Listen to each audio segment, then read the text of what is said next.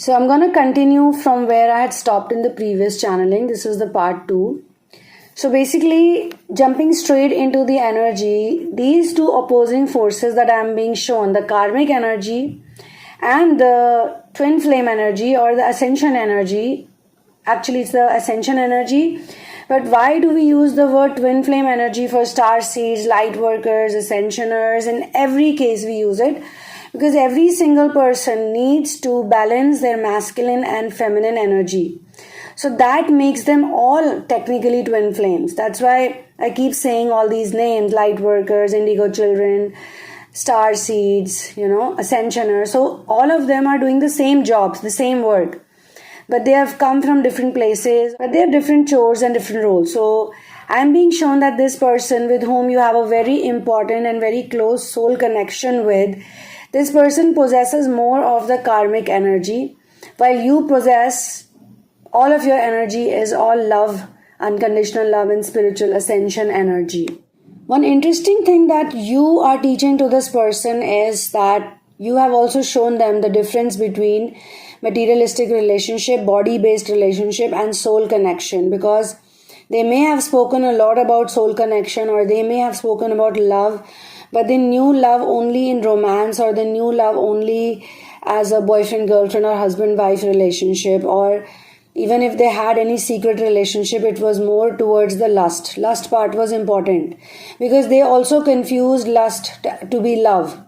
But when they met you, they realized that no matter what you do, even when you show them so much difference or opposition, or you don't agree with them on many accounts, or you just go like, I don't believe this or I don't believe that, then also this person, what they are figuring out is that they cannot go away from you. They cannot be upset with you for long. They cannot even take any kind of materialistic benefit from you, because whenever they try to do that, it just sounds very bad to them. In their own eyes, they feel like they're doing something wrong. They feel some kind of guilt which they'd never felt before. They'd met so many people. I'm also being shown that this person, they are good in many things, as I told you. So they're also good in the relationship, the flings department, or they are just a charmer. They can charm people. If they cannot charm people with their talks and with their words, then they will charm people with the money and the materialistic objects and the influence they have. So they always have these type of people around them. Some of them may be very good looking, attractive also. But you are one person that they cannot get a hang of. They cannot score with you, is what I'm trying to say. The only way or the only days they are good with you is when they give the soul connection more importance than giving the material or the worldly connection importance. Before meeting you, they still knew or they still thought that they know some things, like they are very good with some things, and they were very confident about those notions or whatever they were doing. Right or wrong, they never cared about it. All they cared about was, am I happy with it? Is it making me happy? And their happiness was more of the materialistic nature, the pleasure-based happiness. The enjoyability factor was more important for them. However, after meeting you, they've also been questioning themselves, like they've been questioning their whole life. Because you do that to people, not just this person, but you tend to do that to most people. You make people question their life, and it's not like you're not questioning your own life. So there is a certain humbleness in you. You are not like an arrogant person who is just out there to debate and argue with people because you want to prove them wrong. You actually ask questions to people because you mean it. You mean those questions. You want to know. You're curious. But the question has so much depth. The questions are so deep that they just puzzle a lot of people who have been living a lie, who have been living in the world of deception, or they are living in denial. They may be good people at heart. Maybe they also, when they started out, they also wanted to do something nice for others, but they just gave in to the pressures of the world and they started creating stuff, or they started collecting stuff which was they thought is going to bring them love, the material love. So they also feel that the material love, the worldly love, is the love, the true love. However, they are questioning it, and they are definitely questioning why they feel such a depth of connection in your case. A lot of people are unhappy, but they deny it. They live in a big kind of a denial. They don't want to accept it. They just want to believe that I got this big fancy car, or I got this big fancy mansion, or I got these designer clothes, I got this cool family, like my family looks good. I mean, whosoever they marry or whosoever they date for that matter. So they are denying that actually those things are just good from outside. Within, there is no cord connection. There is no, the silver cord of connection or the red string of connection. They don't have it with anyone. Those people are also with them, or those objects are also with them, because they are giving something material. But what they seek from you or what they get from you is not materialistic stuff. When they see you, their eyes light up. When they see you, they have a genuine smile on their face. No matter what you said to them, no matter how angry you've made them, no matter whatever you've done, it's like they say so many mean things, or you say so many mean things. But when they see you, it's just like they listen to music in the background. They just see, how in the movies people see those scenes where the character is walking into the frame, and this happens a lot in Bollywood movies for sure.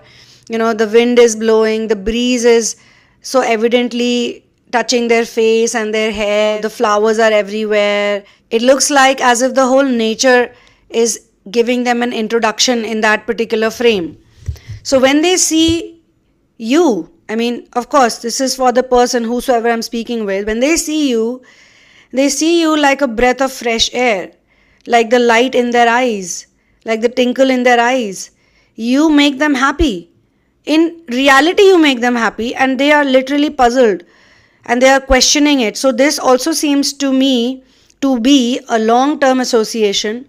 This is not a 6 months, 7 months association. Their feelings for you, or your liking their presence or their energy, is a long-term connection. Quite honestly, the reason why they are also triggered by your presence is because you are, without saying much or just by saying whatever you say, you are making them realize that there's something wrong with my life and I need to create a radical change. But they have created so much around them, or they've done some achievement. For example, if it's a younger person, they also bring in a lot of materialistic stuff. I can see that energy. If it's a 20-something person, early 20, mid 20, late 20, whatever it is, and you may be having some kind of a difference, maybe age, maybe social status, maybe caste, maybe something is there. Maybe they get it in legacy also. Because see, it's all coming from your past life also. What we have right now, it's also kind of connected to what we have collected in our past lives, right? That's why it's called karma. So some of the people are shown as superbly rich, very fancy people, and they fall in love with you. And I'm not saying you're poor, or you don't have legacy, or you don't have those things. Maybe in some cases you do. Maybe you also have a great legacy. You might have a very strong spiritual legacy, or you might also have some really cool people in your family who've done some really big stuff. But those things don't matter to you. Those things don't matter to you at all. You are probably, an example is coming to my mind, you are one of those people who can sell their car and buy a bicycle. I don't know why the bicycle is being shown to me again and again. You can get a bike just so you don't want to create pollution in the environment. Or this is more like the monk who sold his Ferrari kind of person. Like, though you're not a monk and you're never going to be a monk in this life for sure, but you're going to be in the materialistic world too. So you're going to live the materialistic life, but you're going to be a person who's a minimalist, or a person who just likes to enjoy, or who just likes to observe. If they have good stuff, good. If they don't have it, they don't care about it. Like, they're not going to be unhappy. They're not going to brood. They're not going to spend like their days in misery just so they can keep those possessions with them. That is a big difference. So no matter what this person is doing or saying, or no matter what you're doing and saying, there is a certain bond that cannot be forgotten. They cannot punish you for long. They cannot ignore you. Even if they punish you by not talking to you or by acting like you don't matter to them, they are in pain. They really, like, maybe they watch your videos, maybe they watch your pictures, maybe they look at everything you've done. They'll probably go into old chats, or they'll look at your pictures with them. Something or the other I'm being shown, they keep doing just to think about you. And then they'll be like, no, I don't want to do this. But again, they will be thinking about you. So they cannot stay away from you. They cannot ignore you. They cannot stop loving you or liking you for who you are. But this habit or this nature of theirs, which stops you from being you, is something that they need to work on, is something that will still not affect your journey. Because you're also going to meet them, learn some things from them. You'll always remember this person. You'll never also not stop loving this person. So the reason why ascensioners are so connected to animal kingdom or plant kingdom or birds or children or different types of people is because they don't limit themselves when it comes to love. They don't say, okay, I'm only going to love in a romantic situation, or I'm only going to love my family, my parents, my brothers and sisters, or my husband, my wife, my boyfriend, girlfriend. No, they cannot operate like this. For them, love is so vast, so beautiful, so huge, so engulfing. They cannot be limited into one type of relationship. So they speak about love in a way that love flows through them. They know about love. No matter what their age is, they are immersed in love. Whereas other people, they live in barter system, give and take. You give me this, I'll give you this because I love you. But the ascensioners believe in giving. They don't want anything from anyone. Literally. This is like a healed ascensioner.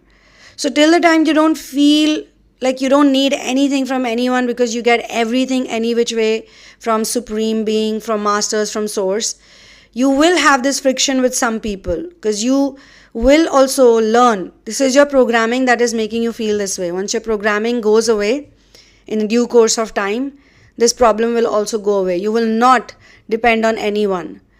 Maybe with this person you need some validation. Maybe you give them some validation and in exchange they give you also some validation.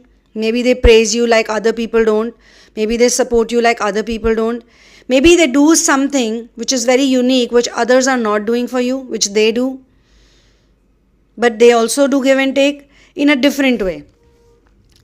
They have good powers, like they have good sensory powers. They can catch onto certain qualities of you which others cannot. So that's why they stand out. So for your personal situations, you can write to me at thesunamoon@gmail.com after going through the description box. And you can also join Patreon. You can also support my content by using the super thanks button. If you take a session or therapy with me, kindly do not share your personal journey or experience in advance with me. We will talk about it, everything that we need to during the session or sessions. So I'll see you soon. One love, peace out, and Jai Shri Ram.